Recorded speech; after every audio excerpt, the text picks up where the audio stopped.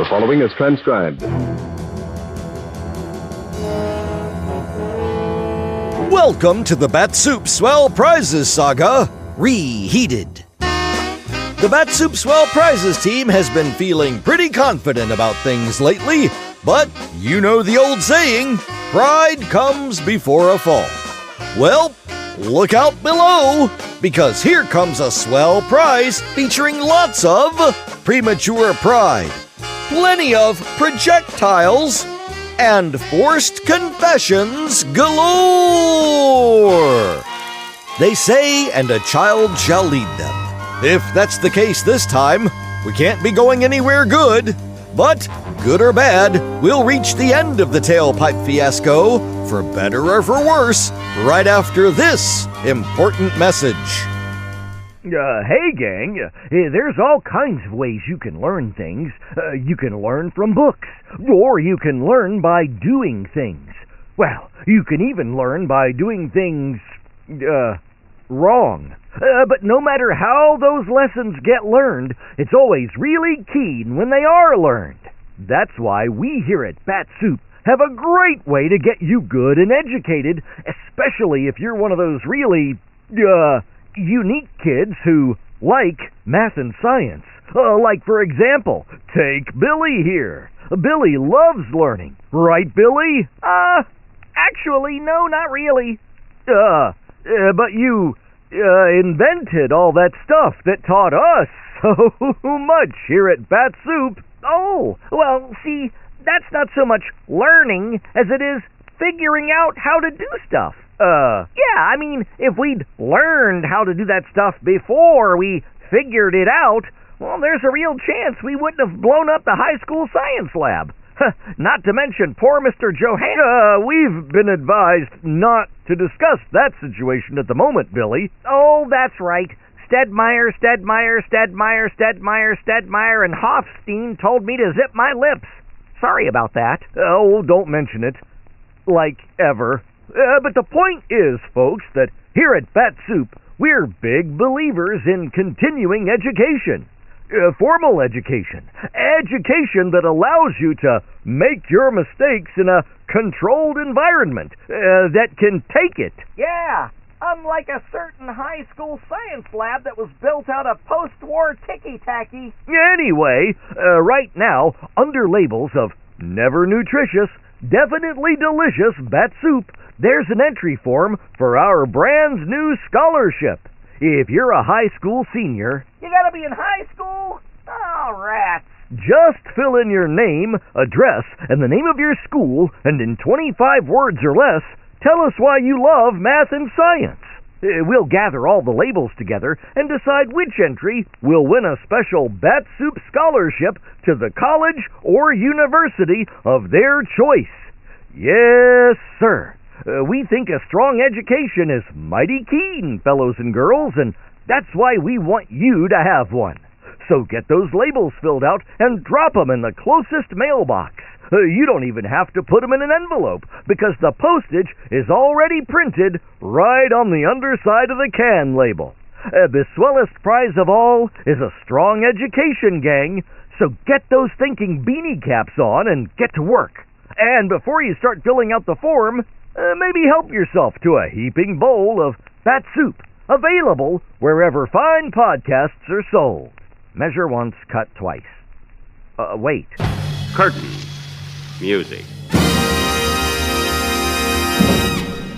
Gang, it takes all kinds of people to bring you a swell treat like Bat-Supe. From the folks who take the time to put together the recipe, to the hard workers in our factory who put that recipe into cans, to the delivery drivers who selflessly face the border patrol multiple times every week, not to mention the engineers who put together the swell prizes for you, and heck, let's not forget the most important person of all, your mom, for making sure your pantry shelves are stocked full of that never nutritious, definitely delicious treat that can't be beat, hello, Officer O'Flanagan. Have you seen Billy today? No, not today. When I get my hands on him. Huh. Anyway, you need to make sure that you thank Mom for keeping you stocked up on Bat-Supe and for making sure you're getting to have all the fun of collecting our swell prizes along with your friends. Yes, sir. Batman and Superman might be the big heroes of Bat-Supe, but the actual hero is Mom. So be sure to give her a big hug and tell her thanks. And that goes double from all of us here at Bat-Supe. Available wherever fine podcasts are sold. Misdirection is still a direction.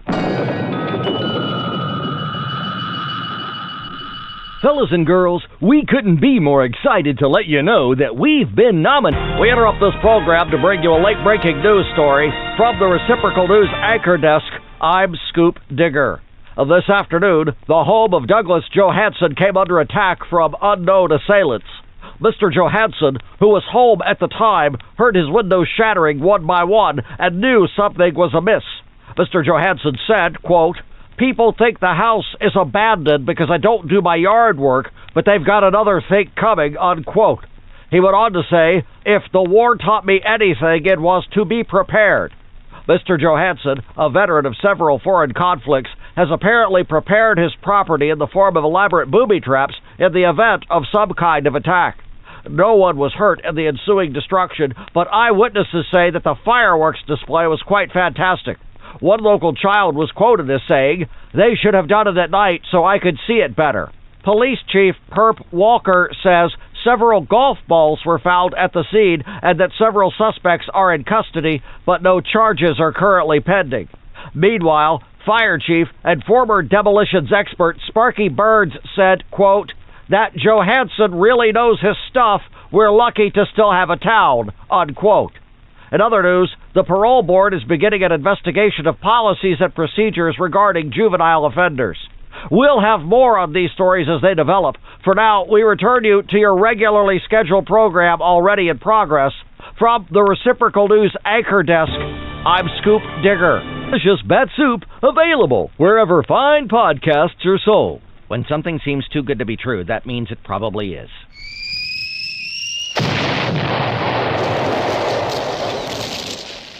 Gang, we, all make mistakes. Sure. Why, sometimes we leave the milk out on the kitchen counter after breakfast. Or maybe we forget to put the gas cap back on the car after we pump it full of fuel. And sometimes we just underestimate the ingenuity of...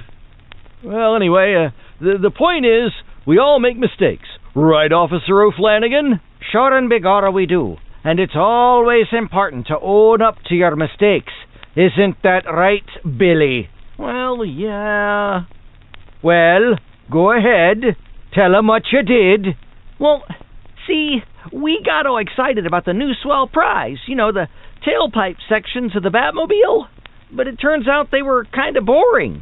So I had this idea, and me and my friends took a bunch to the high school machine shop and threaded the ends to make a bunch of longer bits of pipe. And then my friend from the juvenile parole program, Matches Johnson... Matches?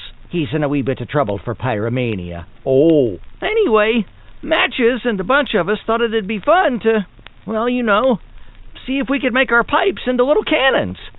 So we had the idea to get our hands on some little cannonballs. So we volunteered to pick up golf balls at the local country club because they're the perfect size, you know, to... Go on. Well, we had a bunch of that powder we synthesized from the shell casings prize just laying around, and then we picked a target. But I swear, Officer O'Flanagan, we really thought the Johansson house was abandoned. Lucky for you lot, he's not pressing charges. Truth to be told, I think he was pretty impressed. Neat. But that doesn't mean you're off the hook with me. So, there you go, gang. When you own your mistakes, you're less likely to make them again. And boy, oh boy, do we have some big changes coming here at Bat-Supe. But we'll have more on that next time. Meanwhile, keep asking Mom to keep plenty of never nutritious, definitely delicious Bat-Supe in your pantry for lunch or dinner. Bat-Supe, available wherever fine podcasts are sold. All's well that ends. Well... If there's a moral to this story, we can't find it. But there is good news. We've got more Swell prize shenanigans to come. which is also bad news. But only if, well, you'll see. But right now, it's time for our Bat-Supe dessert bite, where it's all about to hit the fan. The final page of this expense report will be stained with tears, soot, and regret. It's part 5 and the conclusion of the Molly K matter. From yours truly, Johnny Dollar, as originally broadcast on October 14th, 1955. From Hollywood, it's time now for Bob Bailey as... Johnny Dollar. Johnny, I've got it for you. Blue Tang. Good. What did you find out? That prices on the Tokyo grain market did break suddenly, about 3 weeks ago. 3 weeks. Uh-huh. Reason, oversupply. The price has been holding since, at about 60% of the peak. A 40% drop, big enough to cause the damage. What damage? The sinking of the Molly K, a double cross, a frame-up, murder. It's as clear as crystal, Lou. Come see me later tonight. Tell me all about it. All right. Or at any rate, come on, tell me about something. About a certain night in Paris, maybe? I think I'd like that very much, Johnny. Wait for me, Lou. I'll be there later. You can count on it.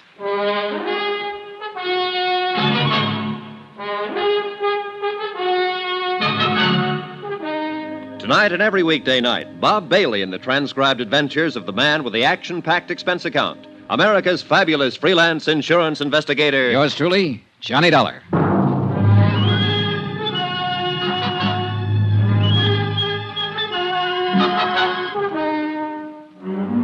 From Special Investigator Johnny Dollar, location San Francisco, to the Home Office, Marine and Maritime Casualty Limited, Hartford, Connecticut.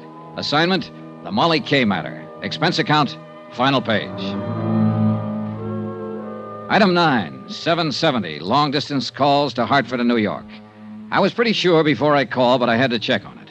It checked.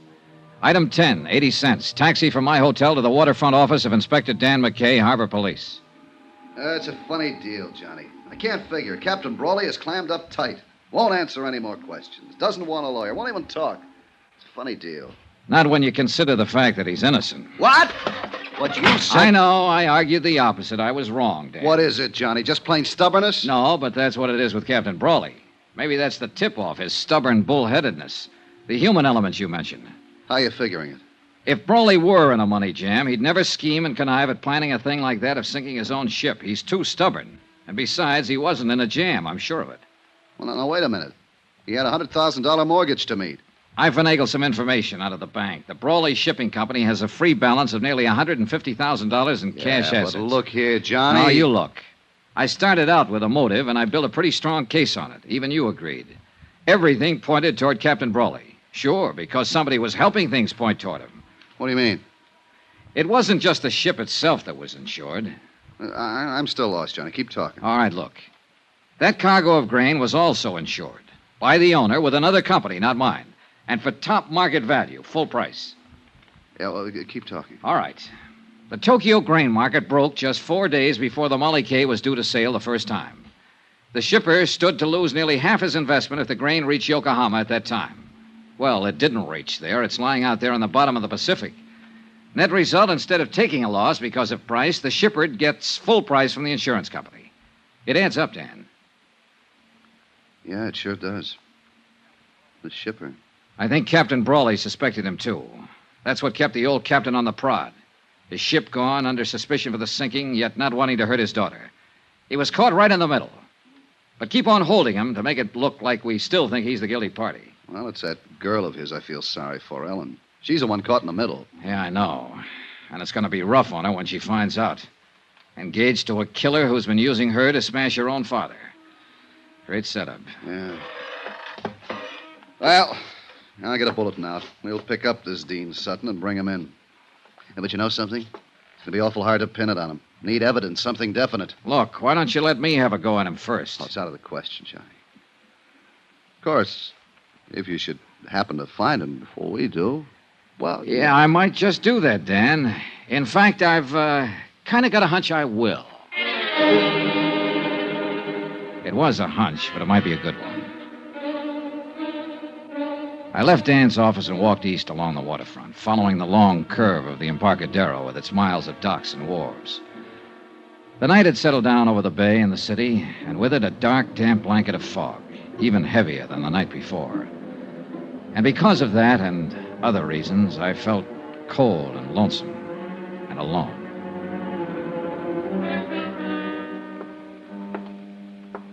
I turned off the Embarcadero and walked out Pier 29. I was about 30 yards from the Brawley warehouse when I was suddenly brought up short. On the water below me, tied to a wharf piling, was a light cabin cruiser rocking gently with a swell. It had no business being there. Pier 29 was a commercial berth. My hunch was right. I moved quietly to the edge of the wharf and stood watching the little cruiser for several minutes. There was no sign of life, no sound. Finally, I climbed over the dock rail, down the wharf ladder, and stepped onto the deck. Still no sound, no movement. I moved over to the companionway door leading down below decks and reached out my hand for the latch. Then I stopped short, caught suddenly by a sharp feeling of danger. It wasn't a sense of being watched. It was deeper, more subtle, more vague. I tried to shake it off, reach again for the latch. Then the boat shifted slightly, and the dim glow from the wharf light overhead moved across the hatchway door. Inches in front of my face, I saw the glint of bare copper wires, all set to make contact if the door was open. One more move, and I'd have been blown sky high. That boat was booby-trapped. There was a light burning in the office of the Brawley Shipping Company. I knocked on the door, drew my gun, then I stepped back and waited. I leveled the gun on the door. Johnny. Are you alone, Ellen? Yes, of course. Come on, let's get inside. What is it, Johnny? Have you seen Dean Sutton tonight? I tried to find him, but I couldn't. My father's been arrested, charged with murder. Yeah, I know, honey. I came here to go over the company records to see if I could find something that might help him, anything. Ellen, Johnny, look. Look at this mess. Somebody's been here. Files dumped in the middle of the floor, papers all over the place. Yeah, looks like they're planning to start a bonfire. Say, tell me something, Ellen. Does Dean Sutton own a boat? Yes. Light cabin cruiser named the Piper. Why? It's tied up at the wharf. He's around here somewhere. Well, what of it? What do you mean? Your father didn't sink the Molly K. Dean Sutton did it. But he wasn't even on board. He didn't have to be. He hired an explosive expert named Benny Wong to do the job. He got your father to take Benny on as steward. That's the man they're accusing father of murdering. Dean is the one who did it, using your father's gun. But why? To collect the insurance on that cargo of grain. Oh, look, I know it's a rough deal, honey, and I know how you feel. But I guess your best bet is to chalk it up to experience. At least your father's in the clear now. I think I sensed it, Johnny. That something was wrong with Dean. Badly wrong. I guess that's why I felt like turning to you instead of him. Why I still feel that way. I think I'm going to cry. Then cry. Cry it out and get it over with. Come here, Ellen. I held her close and tried to comfort her. She pressed her face against my chest and whimpered like a hurt kid. I kept stroking her hair, breathing in the scent of her perfume. Perfume. The same perfume that had hung in the air of the room where Benny Wong was killed. The pieces shifted, fell into place again. The puzzle was finally solved, but too late. Because I could feel the muzzle of the gun she was pressing against my side. Easy now, Johnny. Turn around slow and get your hands up. That's the idea. Now stay that way. I'm a dead shot, Johnny. If you doubt it, ask Benny Wong. Right under my nose. Right from the start. How wrong can a guy be? As wrong as you were, Johnny. It had to be you. There was no chance for Dean to steal your father's gun and then return it. Not unless you were in on it with him. It was my idea. Dean's too weak to plan a thing like that. He has to be propped up and pushed. And you're just the girl to do it. You ought to know. Yeah, I do now. It's too bad. I like the way you kiss. Any chance of working something out, Johnny? Or are you too honest? So that's it. The next step is to get rid of Dean. And you've already got the trap set. Not yet, but I'll think of something. I'm clever, Johnny. Don't you think so? I heard footsteps coming along the wharf. Dean Sutton. I had only seconds to think of something, so I took a chance, edged back against the wall, inched over closer to the door. That's far enough. Don't push your luck. There's Dean coming now. He went after some gasoline. We're going to build a nice warm fire, and you're going to have a ringside seat. Come on in, Dean. We've got a visitor. Dollar. What do you know? So you walked right into it. Just like a That chance paid off. He walked between us, blocked Ellen's line of fire, and I jumped him. I grabbed him around the neck, held him as a shield, dragged him back out through the door, out to the wharf. Dean! Break loose! Let me get a shot at him! I was trying to get clear of the light before Ellen could blast me with that gun, and I made it. But Dean broke loose, came in me swinging. He slipped and staggered up against the dock railing. The railing broke, split in two, and we went over the side.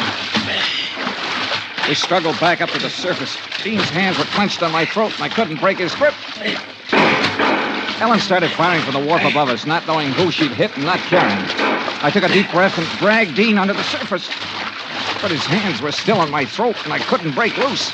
My lungs were bursting. My strength was going fast. I brought up my knee. He fell away from me. I was free to fight my way back up to the surface.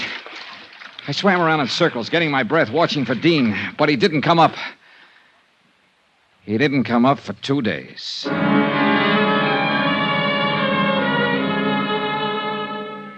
When I climbed up the ladder onto the wharf, Ellen was nowhere in sight. I heard somebody running toward me, saw the flashing red light back at the land end of the pier, and I knew why she'd left. Dan McKay and his boys. Johnny! Johnny! Hey, over here, Dan.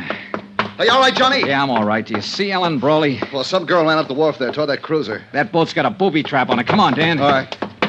What's she doing here? She was in on it, too. Dean's in the water, drowned, I guess. Look, there she is, climbing down off the wharf. Ellen, stop. She's on the cruiser. No. Ellen! She's gonna try... Look out! Get down! Flat on your face. If she opens that hatch...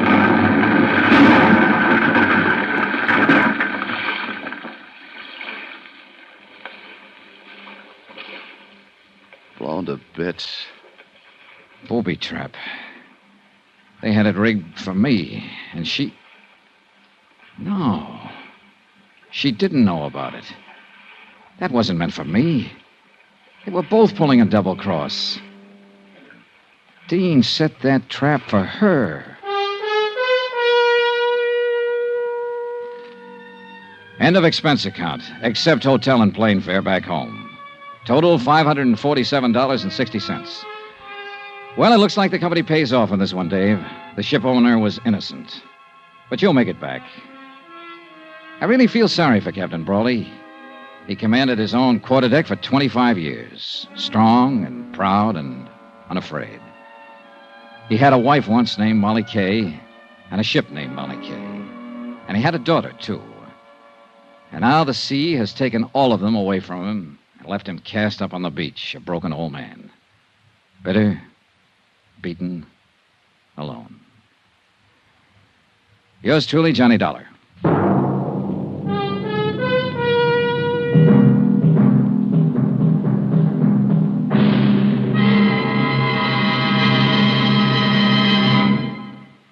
Now, here's our star, Bob Bailey, to tell you about next week's story. Thanks. Next week, the case of a man who didn't exist, except for one thing. He suddenly showed up. Join us, won't you? Yours truly, Johnny Dollar.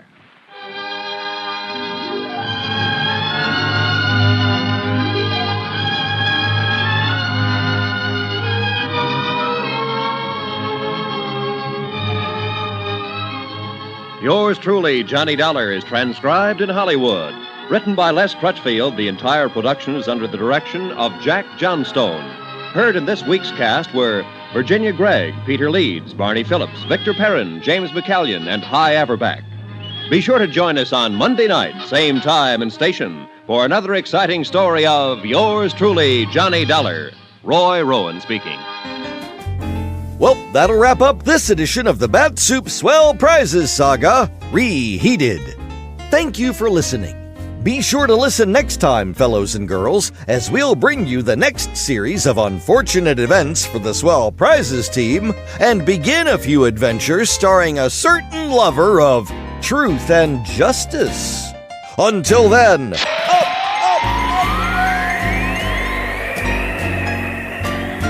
We'd like you to meet Mr. Charles Bolte, chairman of the American Veterans Committee, a new organization of World War II veterans which yesterday opened its Ring the Bell recruiting campaign. Mr. Bolte. Many of us who belong to the American Veterans Committee are the big brothers in your families. When we were in uniform, we looked forward to the day when we would have finished our fighting jobs. We thought the war would be over when the last shot was fired, but we were wrong.